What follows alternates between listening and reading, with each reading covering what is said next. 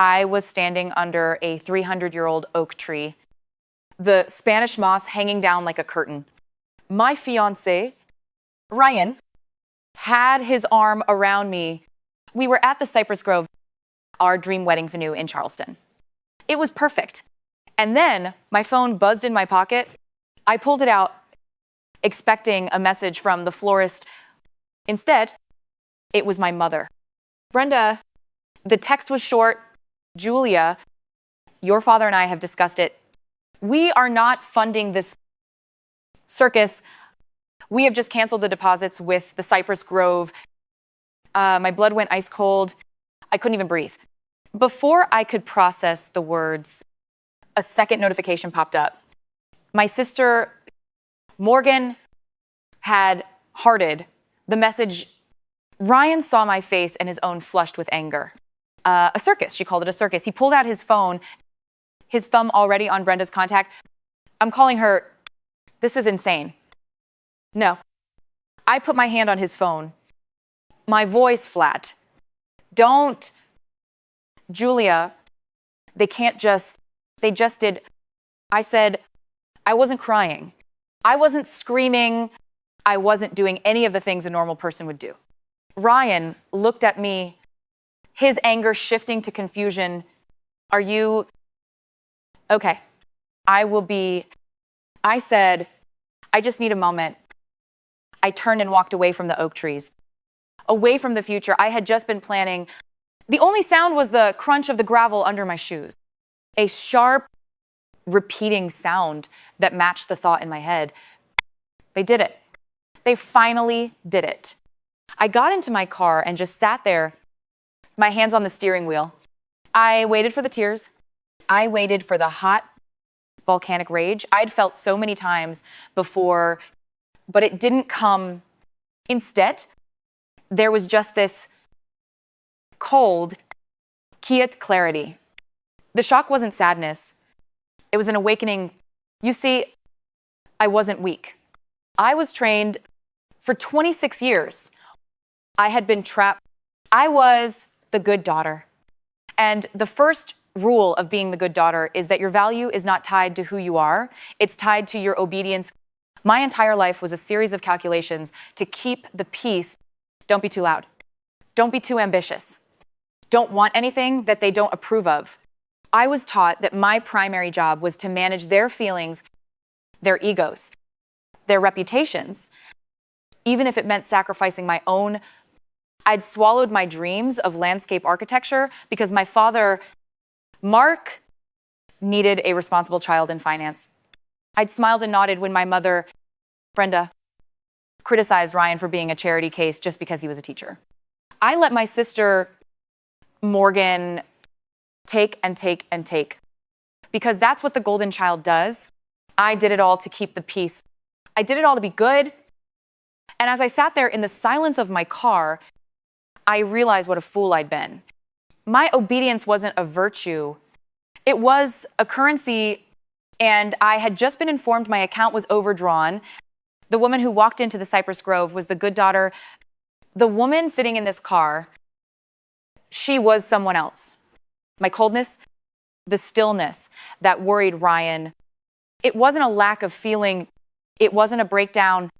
It was the sound of a 26-year-old chain, forged of guilt and obligation, finally snapping. I drove home in a cold, quiet rage.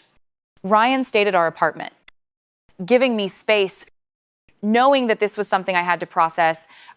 I walked into my home office, past the pictures of me and my family all smiling, all fakes, and sat at my desk. I didn't open my email. I didn't call the venue. I opened my laptop, entered a 12-character password, and opened a locked, encrypted spreadsheet. I called it the family ledger. This wasn't revenge. It was accounting. I was a finance analyst. After all, my father had insisted on it to protect the family's assets. It turns out he meant from the family for years. I'd been the fixer, the silent investor in the failing business of my old money. Charleston family. I clicked through the tabs. And the justification for my coldness was all there. Line item 1, the Cypress Grove wedding venue. $40,000 non-refundable deposit paid from my personal savings account. Not theirs. Mine. Line item 2, Mark emergency loan, $25,000. The reason unexpected property taxes, it was a lie. I knew it was a lie, but I paid it because that was my job. Keeping the peace. Line item 3, Morgan career development. $18,000 for what? A wellness influencer certification. Because, as my mother said, Morgan just has such a creative spark. I stared at that line. Creative spark. I minimized the ledger and I opened a hidden folder on my desktop. The folder was labeled archive. Inside was a single file of the landscape design binder. It wasn't a sketchbook. It was a portfolio. 250 pages of complex blueprints, planting schedules, and dry demodel garden designs. My real passion, the dream I was told was impractical and beneath my station when I was 18. The dream I was forced to bury when my father pushed me into finance. I used to wonder why was Morgan Spark funded while my passion was locked in a hidden folder? It took me years, but I finally understood the answer. It's called the narcissistic family system. I didn't realize I was in one, but that's the thing. When you're in it, it just feels like family. But these systems aren't built on love. They're built on rigid, unspoken roles. First, you have the tyrant. My mother, Brenda, obsessed with social status, appearances, and absolute control. Then you have the enabler. My father, Mark, weak and needing peace at all costs. He would agree to anything Brenda said, just to avoid a fight. You have the golden child, my sister, Morgan, the one who can do no wrong, the one who reflects all the family's good qualities, even if they're fabricated. And finally, you have my role. The scapegoat's job is to carry everything. All the blame, all the anger, all the unspoken debt, and all the unmet expectations. My job was to be flawless, obedient, and financially stable, so I could be the family's fixer. I looked at the ledger, then at my landscape designs, and I understood my independence, my marriage to a good man. It wasn't a cause for celebration. It was a threat to their entire system, and they were never going to let it happen. My phone, which had been silent for an hour, lit up, then again and again. It was Brenda, then Mark, then Morgan, a flurry of missed calls. I didn't answer. I just watched the screen. After the calls, the text started. The first was from Morgan. Mom is freaking out. You need to call her. Why are you being so dramatic? You're ruining everything. You always do. I stared at the words. You always do. The familiar sting of being the family's designated problem. Then a text from Brenda. It was long. A paragraph of pure, unfiltered venom. Julia, you need to call us. The Cypress Grove is threatening us over the rest of the cancellation fee. We are humiliated. You've created a mess. My eyes scanned the words, looking for an apology. There was none. She finished with, this is exactly why your father and I feel Ryan is a charity case. He's not strong enough for this family. He just lets you behave like this. That was it. They weren't sorry they had done it. They were angry. I wasn't accepting my punishment quietly. They weren't shocked by their own cruelty. They were shocked that I'd stopped playing my part. The text solidified my resolve. They didn't just light a match. They handed me the gasoline. I didn't text them back. I didn't call them. I went back to my ledger and looked at the line item mark. Emergency loan, $25,000. The unexpected property taxes he'd forgotten to pay. I picked up my phone, but I didn't call anyone in that house. I scrolled to a name I hadn't called in almost a year. A name that was practically a curse word in Brenda's house. Uncle Kevin, my father's brother, the outcast. Kevin was a successful contractor, a self-made man who had built an empire from scratch. My family, the old money side, despised him for being new money. Mark had cut ties with him years ago over some business disagreement. I was never allowed to ask about. He answered on the second ring. His voice gruff. Julia, everything. Okay. Hey, Uncle Kevin. Sorry to call you out of the blue. Never mind that. He said, your mother's not on the line, so this can't be a social call. What's wrong? I took a deep breath. I have a weird question for you. You're in construction, the family house south of Broad. I know it, he said, his voice cautious. A while back, Dad told me he had unexpected foundation problems. He said it was an emergency, that the whole house was at risk. He borrowed $25,000 from me to fix it. I wanted to know if that sounded right to you. There was a pause. It was a long, heavy silence. I could hear him breathing on the other end of the line, the sound of a man weighing his words. When he finally spoke, his voice was low and hard. No, Julia, he said he didn't have any foundation problems. I hung up the phone. I wasn't a daughter anymore. I wasn't a bride. I was an auditor. The $25,000 lie was a thread, and I was going to pull on it until the entire ugly sweater unraveled. My father had made one critical mistake in forcing me into finance. He had trained his own executioner, Disc. My hands flying across the keyboard.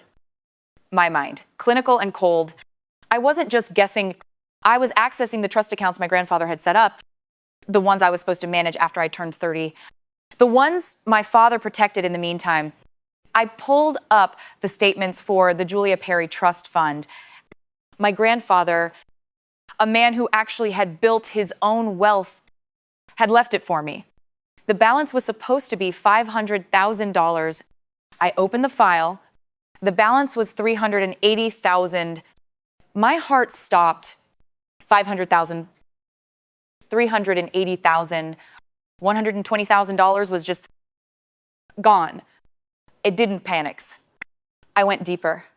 I opened the transaction logs and I found them. Withdrawal, $20,000. Purpose education. Withdrawal, $30,000. Purpose property investment. Withdrawal, $15,000. On and on. 12 separate withdrawals over the last 2 years. And at the bottom of each digital request was the authorization, the signature, my signature, except it wasn't my signature. It was a clumsy, almost insulting forgery, a pathetic imitation of my name, scrawled by someone who thought I'd never look, by someone who thought I was still the same good daughter who never questioned anything. My hands were shaking now. This wasn't a family dispute. This wasn't drama. This was a felony. They hadn't just canceled my wedding to be cruel. They had canceled it to stop me from getting married because my marriage, as my lawyer would later confirm, would have triggered an immediate full audit and transfer of the trust. To me, the wedding wasn't the problem. It was the deadline. I picked up the phone, my fingers fumbling with the numbers. I called Uncle Kevin back. My voice was no longer cold. It was shaking. Julia, what is it? He's been stealing from me. I whispered, my trust fund. He's stolen $120,000. He faked my name. The sigh on the other end of the line was heavy. It was a sound of old, settled sadness. I was afraid of this. Kevin said, his voice heavy with regret, Julia, it's time you knew the whole truth. That business disagreement, that split the family, it wasn't a disagreement. It was your father. What do you mean? Your dad's foundation problem, it's not the house. Julia, it's a gambling problem. Has been for 20 years. He did the same thing to me. He stole my inheritance from our father. Stole it, gambled it away, and convinced the whole family I was the one who was reckless. I was the outcast because I was the only one who saw him for what he was. I leaned against the wall. My knee's weak. They're not just controlling you. Julia, he said, his voice quiet. They're using you. You're the one with the good job. You're the one who could fix it all. And your marriage, it would have exposed everything. They couldn't just stop your wedding. They had to stop you. I was no longer a bride to be. I was a plaintiff. The next day, I didn't call my family. I called Ryan and told him everything. Then I called a forensic accountant. And after that, the most ruthless fraud attorney in Charleston. I transferred all my findings, the family ledger, the forged withdrawal slips, the trust account statements, and the recorded text messages from Brenda and Morgan into a single, pristine, password-protected file. I met the attorney in a steel and glass office downtown. She was sharp, cold, and didn't care about my feelings. She just cared about the numbers. This is extensive, she said, looking over the forgery analysis. Embezzlement, via fraud, forgery. Your father isn't just a gambler. Ms. Julia, he's a criminal. And your mother and sister are accessories. I just nodded and said, I know. So what's next? The lawsuit was filed 2 days later. We didn't just sue for the $120,000. We sued for the full $500,000 trust, plus damage, plus the $40,000 deposit for the Cypress Grove, and then silence. A deep, deafening silence. My phone, which had been blowing up with their rage, went completely dead. No calls, no texts. Not from Brenda, not from Mark, and not from Morgan. It was the most peaceful month of my life. I went to work. I had dinner with Ryan. I started sketching a new garden plan for a small plot of land we were looking at. The silence was the sound of them realizing this wasn't a tantrum. This was a balance sheet. They had finally realized that the scapegoat they had trained to manage their assets was now coming to collect. Then, one rainy Tuesday night, my doorbell rang. I wasn't expecting anyone. I looked through the peephole and my stomach dropped. It was Brenda and Mark, but it wasn't the Brenda and Mark I knew. The old money facade was gone. The perfectly coiffed hair, the expensive blazer, the air of entitled authority, it had all collapsed. My mother stood on my doormat, her hair wet and matted from the rain, her face pale and swollen. My father, Mark, the enabler, stood just behind her, staring at the ground, looking like an old, empty suit. I opened the door. Brenda stared at me, her eyes wide and red. She looked broken. And for a second, I felt a tiny flicker of the old guilt. Julia, she said, and her voice wasn't sharp or commanding. It was a desperate, cracking sob. Julia, please. I just waited. Please, she begged, taking a step forward, her hands clenched at her chest. The banks, Julia, they're seizing the house. The accounts, they're all frozen. Your father, he made a mistake. You have to call them off. We're your family. She was sobbing. Now, openly on my porch. We'll be homeless. What about Morgan? She'll have nothing. Please. Julia, you're the only one who can fix this. You have to. I stood in the doorway, the cold rain misting my face, and I looked at these two broken people. The old me, the good daughter, would have buckled. She would have felt that familiar. Toxic guilt and invited them in. She would have fixed it, but she was gone. I looked past my mother, at my father. Mark, the enabler, the man who had been a ghost in my life, solidifying only when he needed something. He couldn't even meet my eyes. He was staring at my doormat as if it were the most interesting thing in the world. He didn't make a mistake. Brenda, I said, my voice as cold and hard as the steel in my lawyer's office. He made a choice. He's been making it for 20 years. You didn't cancel my wedding to protect me. You canceled it to protect him. Julia, please. She sobbed a pathetic, wet sound. We'll have nothing. What about Morgan? The mention of my sister, the golden child.